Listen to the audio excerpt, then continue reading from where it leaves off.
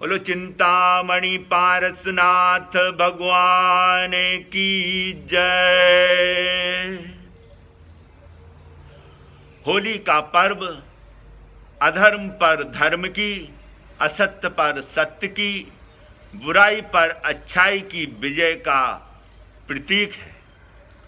पौराणिक कथाओं के अनुसार हिरण्यकश्यप नाम के दानव राजा का पुत्र भक्त प्रहलाद भगवान विष्णु का परम भक्त था। हिरण्यकश्यप सत्या के मद में खुद को भगवान समझता था। सारी प्रजा को आदेश था कि वह राजा की पूजा करे, उसे भगवान माने। जो ऐसा नहीं करेगा उसे सख्त दंड दिया जाएगा।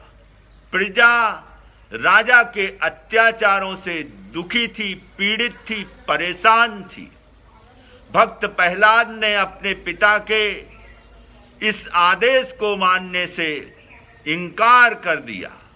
हिरण्यकश्यप क्रोधित होकर उसे यातनाएं देने लगा, लेकिन भक्त प्रहलाद अपने निर्णय पर अटल रहा।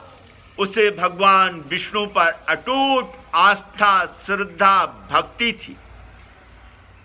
जो भगवान से जुड़े होते हैं, सत्य से जुड़े होते हैं, उन्हें दुनिया का कोई भय, कोई प्रलोभन विचलित नहीं कर सकता है।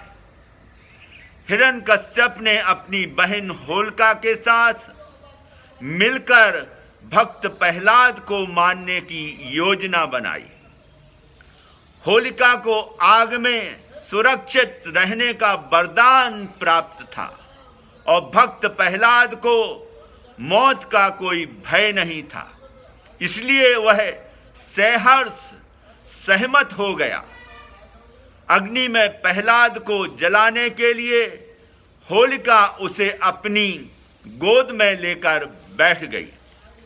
भगवान की कृपा और प्रहलाद की भगवान विष्णु के प्रति भक्ति की महिमा से होलिका उस आग में जलकर राख हो गई और प्रहलाद का बाल भी बांका ना हुआ।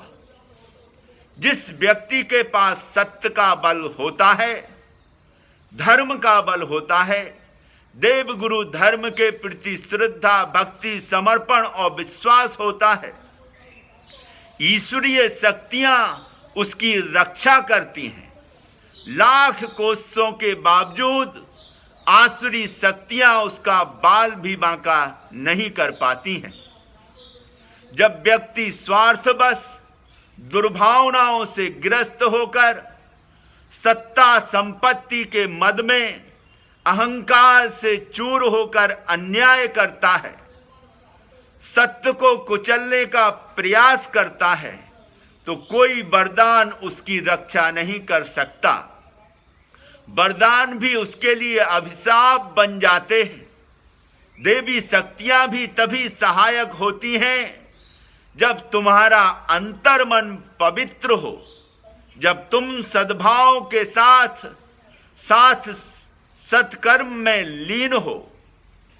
अधर्म को, अन्याय को, असत्य को, घृणा, नफरत, द्वेष की दुर्भावनाओं को त्याग कर अपने हृदय को शुद्ध बनाकर सत्य की, न्याय की, धर्म की राह पर चलें। यही इस पर्व का पावन संदेश है। सभी को होलिका दहन की हार्दिक शुभकामनाएं एवं बधाई और बहुत बहुत आशीर्वाद।